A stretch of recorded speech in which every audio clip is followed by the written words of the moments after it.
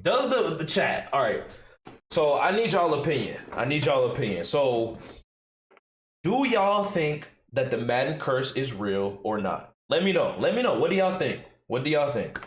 I personally think that it doesn't. I think it just is bad timing. But obviously this video, before we watch the video, that's what my opinion is. So before we watch the video, what do y'all think? And then maybe we'll see if people's opinions change. So let's get into it. Really exist. Let's find out. I'll be honest, I've always had beef with the Madden curse because I feel that's like what I'm saying, if Bino. someone's on the cover, people will point to any little negative thing that ever happens to them and blame it on the Madden curse. Exactly. They're way too liberal with it. It's like if you're on the Madden cover, you can't beat the curse allegations unless you break a bunch of records and win the Super Bowl the year. Right. And even then, people would probably be like, oh, well, he only had 9 touchdowns this year instead of 10. That's the Madden curse for you. But with that said, some cover athletes did have truly unfortunate things happen to them that you could blame on the curse. So here's what we're going to do. We're going to go through every Giants Madden legend, cover yes, athlete sir. in history and keep a tally. Were they cursed or were they not cursed? And for them to be considered cursed, they have to meet 2 requirements. First, it had to happen during the year they were on the cover. Okay. You can't be on the cover in 2002 and then have something bad happen in 2005 and blame it on the Madden curse. Right. And second, whatever bad thing happened to them had to be a genuinely unfortunate outlier event. Not something trivial, like having a few more interceptions than the year before or losing a playoff game that you might have reasonably lost anyway. Now the question is, where does this theoretical Madden curse start? Because from 1988 to 1999, it was just John Madden on the cover. And while there were some players vaguely in the background of these covers, they obviously weren't the focus, so they don't really count. But in that same time frame, there were a couple players featured by themselves on some international versions of the game.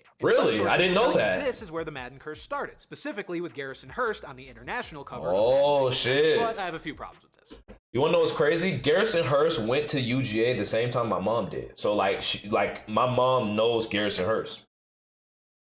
Cool dude. I met him before. He's cool. First of all, Hurst had his best season the year he was on the cover, racking up over 2,000 total yards and 9 touchdowns. Now, people say he got cursed because of how that season ended, and I get it. He suffered a horrific ankle injury in a playoff game against the Falcons, and it did cost him the next 2 years of his career before he was finally able to return in 2001. And that's super unfortunate, no doubt about it. But I feel like if a guy was truly cursed, he wouldn't have put up career highs in every statistical category before suffering a devastating injury. Right. Maybe that's just me. I don't know. But let's say he was. I don't think that's a curse. Same sources telling you this is where the Madden curse started will also tell you Hurst was the first player ever featured on a Madden cover. Trying to paint this picture of, oh, the first guy ever on it got hurt. There must be a curse. Well, they're lying. Because if we're really getting into the weeds here and including these international Madden covers, Ricky Waters was the first player featured on one. He was on the cover of Madden 95. Granted, it was only... I ain't gonna cap, I don't know who that is. I'm sorry. Maybe I'm just not a... And Ricky Waters was... I'm a casual, I don't know. Although his regular season numbers were a little worse than previous years, that same season he scored a Super Bowl record tying 3 touchdowns in a dominant Super Bowl win over the Chargers. So, because of how messy things can get if we start including some of these lesser known covers, we're just gonna start with Madden 01, because that's when players started getting consistently featured on the traditional covers of Madden. Which brings us to our first cover athlete, Eddie George. Not too much to say here other than he was decisively not cursed. Eddie put up 1,509 rushing yards and 14 touchdowns along with 453 yards. So he's not cursed. Through the air. The best statistical 1 for 1, not cursed. The Titans went 13-3, were the 1 seed in the AFC, and although they lost their first playoff game, it was to an equally impressive Ravens team who went 12-4 that season and went on to win the Super Bowl. Now Madden 02 with Dante Culpepper is a different story. Dante's first season as a starter earned him the Madden cover because he threw for 3,937 yards, 33 touchdowns, and 16 interceptions. That's a hell of a season. 470 yards and 7 touchdowns on the ground. But Man, chat, what y'all know about Dante Culpepper, bro? I'm not gonna lie. He was like, when I was a kid, he was one of my favorite quarterbacks. It was him, Donovan McNabb, and Vic. Those are my favorite quarterbacks growing up.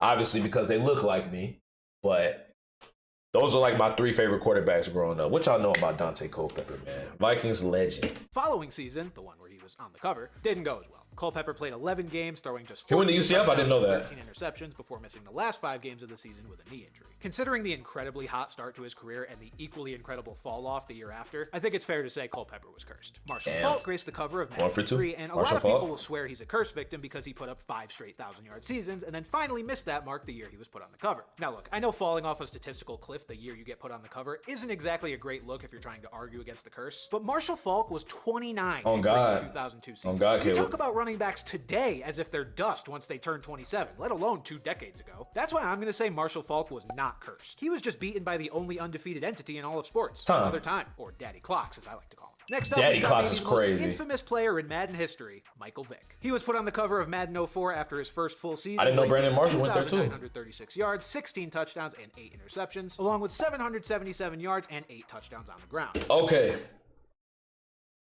I understand. I'm from Atlanta. I am a Falcons fan.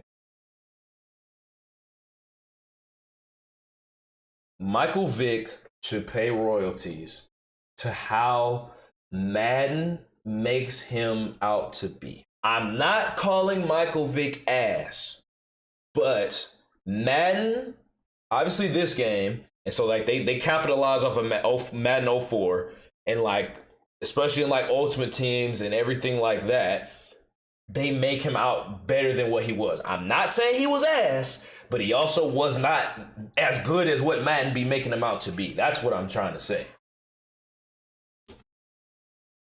The start of his career was actually pretty similar to Dante Culpepper when you think about it. Dual threat quarterback who got the starting gig in his second season and put up great numbers that earned him the Madden cover. Problem is the start of Vick's career might have been a little too similar to Culpepper's, because like Culpepper, Vick got injured the following year, suffering a fractured fibula in the preseason that cost him all but the final 5 games of his 2003 cover season. And since this situation was basically a copy-paste of Culpepper's, we're going to call Michael Vick cursed as well. Okay. The first ever defensive player to earn Madden cover honors was Ray Lewis with Madden. Chat, I'm not gonna lie. This was the very first Madden I played that I can like remember. Madden 05? Gonna lie, this shit valid. This shit is valid, bro. This shit is valid. The soundtrack, the game, all that. Just everything about it. Ray Lewis on the cover, all that.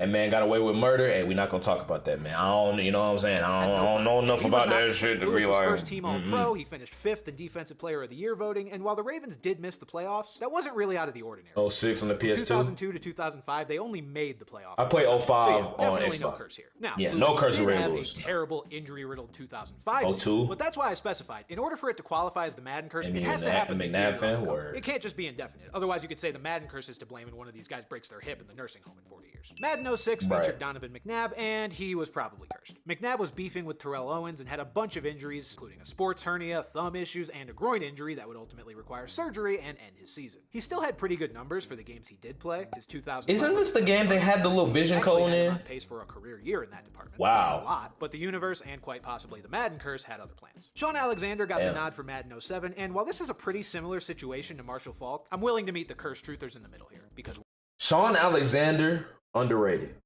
Underrated player, bro. Underrated player.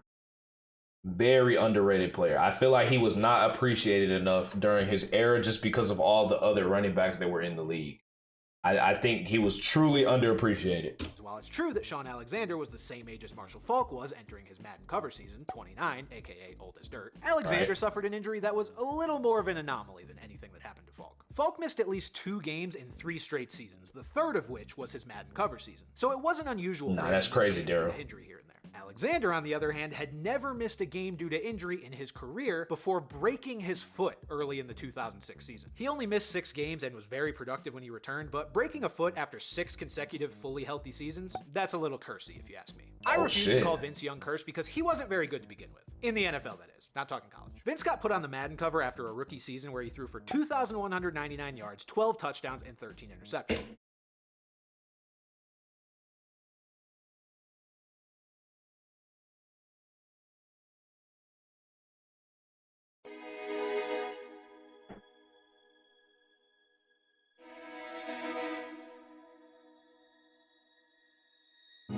Why is this nigga on the cover?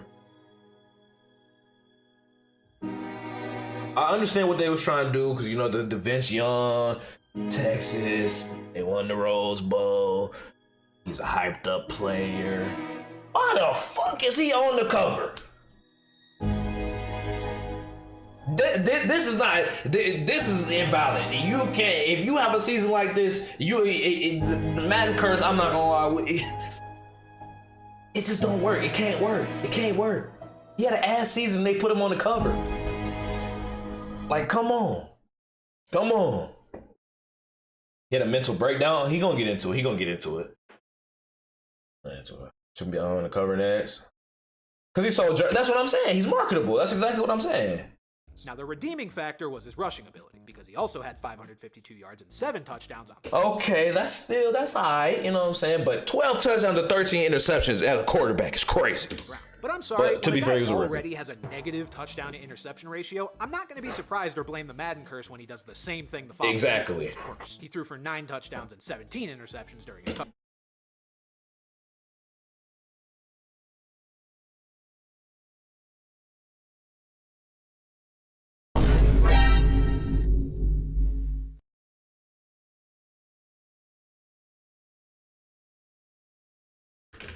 That's crazy work, bro. That's crazy work.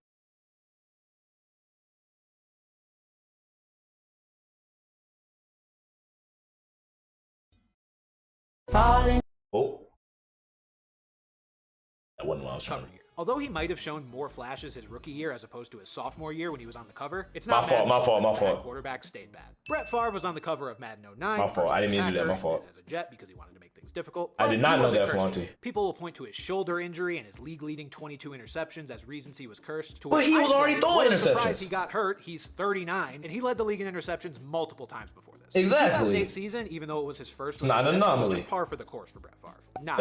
Madden 10, our first dual cover featuring Troy Polamalu and. Hey, that cover hard. That shit hard. Decision between cursed and not cursed. Larry Fitzgerald had another 1,000+ yard season and actually had a career high in touchdowns with 13. So definitely not cursed. But Troy Polamalu had the most injury-riddled season of his career. Damn, his hair gray as hell, boy. 5 games. From 2008 to 2011, this was the only year Polamalu missed significant time due to injury. In fact, it was the only year in that span that he wasn't first-team All-Pro. So yeah, wow. I think it's fair to say the curse made an appearance. Okay. Madden 11 cover athlete Drew Brees, on the other hand, had a fully healthy season and threw for 4,620 yards and 33 touchdowns, but some say he was cursed because he threw a career-high 22 interceptions. And I could understand that if it was fully out of character for him, but throughout Brees' career, he's had seasons with 17, 18, and 19 interceptions. So yeah, 22 is a lot, but it's not that much more than what Brees had done both before and after his Madden cover season. Not cursed. If he had a Jameis Winston-esque 30-30 type season, then yeah, I might blame the curse. But not for 22. And yes, the Saints lost in the playoffs to a 7-9 Seahawks team that same season, but at the end of the day, it was Hey, hold on. Hey. Beast Quake. Hey. You not beating the team after what Marshawn Lynch did, bro. Nigga, he jumped up in the air and held his nuts. Say, hold my, you know what I'm saying? You're not winning the game after that. Sorry. I am not moved. Peyton Hillis won a fan vote to be on the cover of Madden 12. So if he won a fan vote, is that really a curse? And this taught us all a valuable lesson that you can never trust the internet to make important decisions. Credit to Hillis, though, for his incredible 2010 season that even got him considered for this cover, because he ran for 1,170. Yeah, nah, he had a good season. He was going crazy. No bullshit, he was going crazy. And did absolutely nothing for the rest of his career. I'm almost hesitant to call this the curse because he was probably always destined to be a one-year wonder anyway. After all, he had been in the NFL for 2 years before his breakout and did nothing those years either. Honestly, I think if you put anyone on the Madden cover after only 1 year of success, best man, boy, KG, that looks just like you. Speaking of, you just came here. That looked just like you, boy. That looked just like KG. That looks just like KG. Curse section because who knows? Maybe he was robbed of a better career by the vengeful Madden gods. All right, let's do a quick check-in. Now, you might be looking at this breakdown and thinking, man, maybe the curse is real after all. I mean, it's affected a lot of guys up to this point. And I'll give you that. The argument that the Madden curse exists was pretty strong up through 2011. But this is where it all falls apart. If you want to talk about a player who took the Madden curse, chewed it up, and spit it out, look no further than Calvin Johnson. All he did the year he was put on the cover of Madden 13 was break the single-season receiving yard record, a record that still stands today. And I don't want to hear about him only scoring 5 touchdowns that year. Touchdowns fluctuate wildly year to year anyway, and we're especially not going to harp on it when the guy breaks a major all-time NFL record. Curse. The year after that, Adrian Peterson graced the cover of Madden 25 after a season where he rushed for over 2,000 yards. And get this, because he rushed for over 2,000 yards, some people blame the Madden curse for his decline in production. You know, because he only rushed for 1,266 yards and 10 touchdowns the year he was on the cover. What a bum, right? Yeah, right. Adrian Peterson wasn't cursed either. Madden 2,000 is nuts. Richard Sherman was once again a first-team All-Pro the year he was on the cover. The only negatives from his cover season were that he lost in the Super Bowl, which boo-hoo, he won it the year before, and that he had to get surgery in the offseason. But honestly, that's just a normal football thing. If you play the entire season and play well, you're not cursed. Odell Beckham Jr. Nah, yeah, that's what I'm saying, Bino. The Lions. Granted, the Lions were horrible, but if everybody knows where the ball is going and he still put up that many yards, they're gonna try everything in their power to like not let him score. So Madden 16. What good times. Good times. Good times. That was back when I was watching like iMav and Toke Nasty. I think that's when I had found out who ScoMo was. Was it ScoMo? I think it was ScoMo. I think I was watching. Those are like and QJB was making Madden videos at that point. I think this is when MMG was making Madden Mobile. Obviously, that's what MMG stands for. I mean, if you just don't know that, I mean, I don't know. But yeah, I still follow iMav as well. Here was put on the cover. Oh God, it was Daryl. First season, which, as we've discussed, is risky. But Odell told the Madden curse to shove it and followed up his rookie season with the best statistical year of his career: 96 catches for 1,450. Man, peak Odell Beckham was crazy, bro. Still career highs to this day. Hey, I ain't gonna cap. Chat, that's literally four.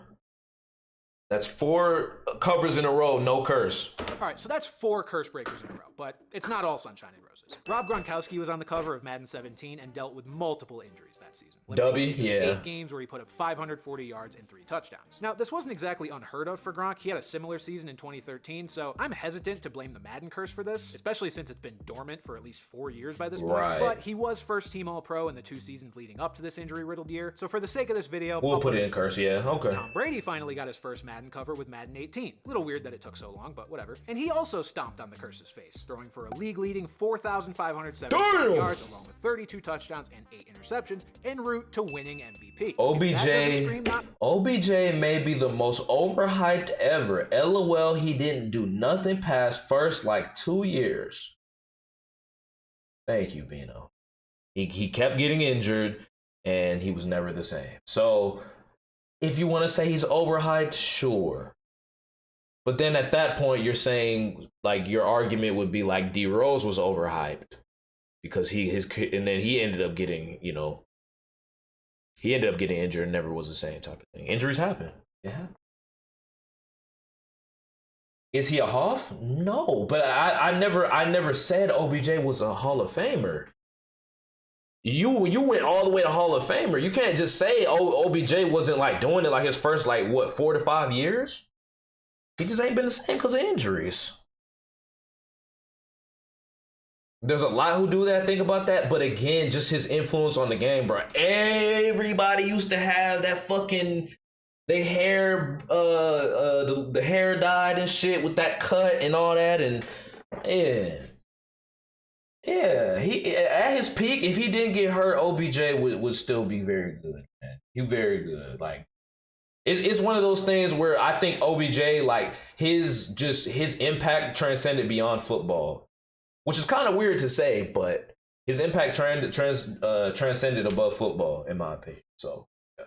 Not cursed? I don't know. Best rookies, we can agree. Usual, no, I'm not counting him losing in the Super Bowl as him being cursed, considering he threw for a Super Bowl record 505 yards to go with 3 touchdowns and no interceptions. Antonio Brown is probably the best example of us having to place a statute of limitations on the Madden curse, because as of today, this man has completely lost his mind. But in the year he was on the Madden cover, he was still at the top of his game. He caught 104 passes for 1,297 yards and a career high 100%, Bino. After that, it all went downhill pretty quickly. But he survived the year he was on the cover. Good enough. Patrick Mahomes understandably got Madden's attention after throwing for 50 touchdowns in his first season as a starter, so they rewarded him with the cover of Madden 20. And what did Mahomes do that season? Oh, just won his first Super Bowl at the age of 24. No big deal. Not cursed. Safe to say he wasn't cursed either. Fresh off his first MVP award, Lamar Jackson got the cover of Madden 21 and had another incredible season, throwing for 2,000. He could have, KG, if he stayed on the track. He could have been best ever. While adding another 1,005 yards and 7 touchdowns on the ground. His numbers overall were down a bit from his MVP season, but not nearly enough to call him cursed. Madden 22 featured our second ever dual cover with both Tom Brady and Patrick Mahomes after they met in the Super Bowl the year prior. And they showed everyone exactly why they're arguably the 2 best quarterbacks to ever play the game. During their cover year, Tom Brady, at age 44, led the league with 5,300. 44 years old doing that. That's crazy. 5,316 yards, 43 touchdowns, and 12 interceptions at 40-fucking-4. Nah, this nigga to go. I ain't gonna cap this nigga to go. I can't even, you know what I'm saying? I can't even. Oh shit! You know what I'm saying? I can't even be mad at that, bro. This nigga to go. 44 doing that? That's crazy. That's crazy. 116 passing yards and 43 touchdowns. Yeah, him and Brady in a Tampa jersey is crazy. Yards and 37 touchdowns. Absolute freaks of nature, both of them. And obviously not cursed. Madden 23 is exempt from this video because John Madden passed away in late 2021. And R.I.P. John Madden. Him by putting him back on the cover one last time. R.I.P. to a legend. And finally, Josh Allen was the cover athlete for Madden 24, and he had another good season. He finished 5th in MVP voting, and while he did throw a career-high 18 interceptions, he also ran for a career-high 15 touchdowns. That motherfucker will never be drafted by me in a fantasy football league ever again because of his interfucking-ceptions. That nigga, because the league that I play in, interceptions are literally like, I think -4, -5. Bro, he sold me so many times, bro. I would have made the playoffs in my league, and I probably damn near would have won that shit again in the league that I had Josh Allen in. But he threw so many fucking interceptions. He's never getting drafted by me ever again. The highs and lows are really just a part Again. of the Josh Allen Never at this again. point. So despite him being a little more reckless in the passing department last year, I really don't think it rises to the level of being cursed. So there's the final tally, and this is why I don't understand how people still talk about the Madden curse to this day. You could Okay, 18-7. Hold on, let me go back. 18-7. 18-7. So there's the final. Okay, 18-7. Madden curse does not exist.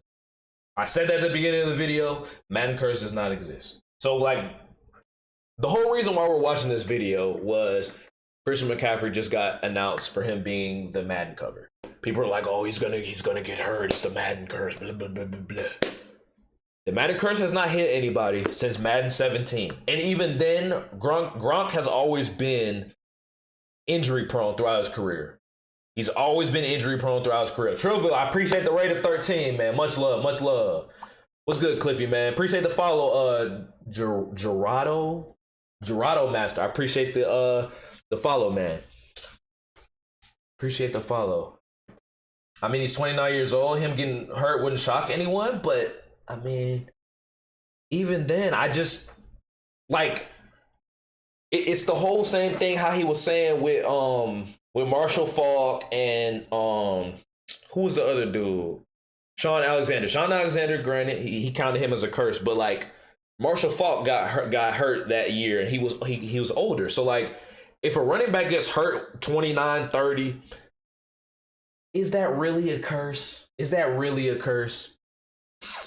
I don't know. I don't.